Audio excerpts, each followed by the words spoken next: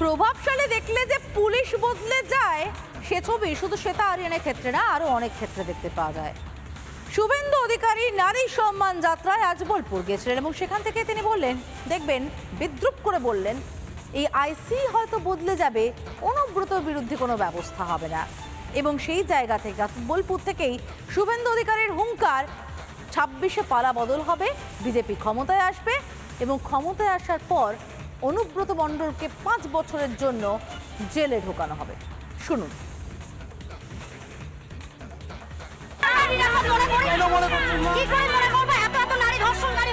মুখ্যমন্ত্রী তাতেও আমাদের কোনো নিরাপত্তা নেই, একটা ডিসিপ্লিন নাই, এভাবে চলে না, নারীদের সম্মান নাই কিচ্ছু।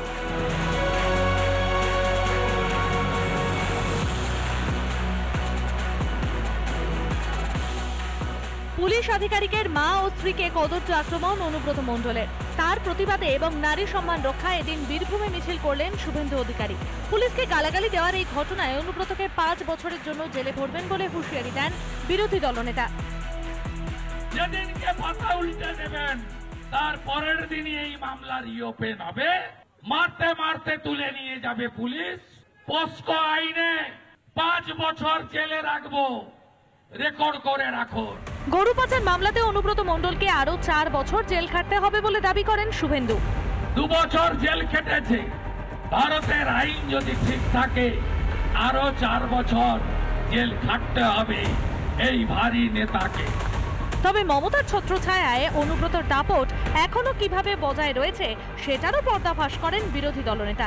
মমতা বন্দ্যোপাধ্যায় রাজ্যের মুখ্য সচিব, ডিজিপি, জেলা শাসক, জেলা পুলিশ সুপারদের বলেছেন যে তোমরা কেষ্টর কথাতে চলবে।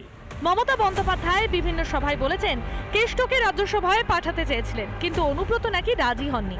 কেন রাজ্যসভার সাংসদ হননি অনুব্রত? বোলপুরে দাঁড়িয়ে কেষ্টর ঢাক ফাটালেন শুভেন্দু।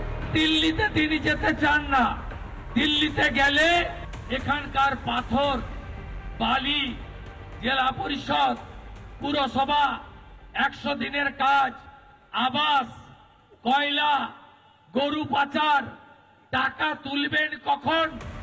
অনুব্রত ইস্যুতে অনুব্রত গড়েই প্রতিবাদ, চড়া সুরে হুঁশিয়ারি। বাটলফিল্ড বীরভূমে দাঁড়িয়ে এভাবেই যেন 26-এর চ্যালেঞ্জটাকে ছুড়ে দিলেন শুভেন্দু অধিকারী। রিপাবলিক বাংলা। নানা ধরনের কন্টেন্ট দেখার জন্য লাইক করুন, শেয়ার করুন আমাদের ফেসবুক পেজ, সাবস্ক্রাইব করুন আমাদের ইউটিউব চ্যানেল। পাশাপাশি অন্যান্য ব্রেকিং নিউজের জন্য অবশ্যই চোখ রাখুন রিপাবলিক বাংলায়।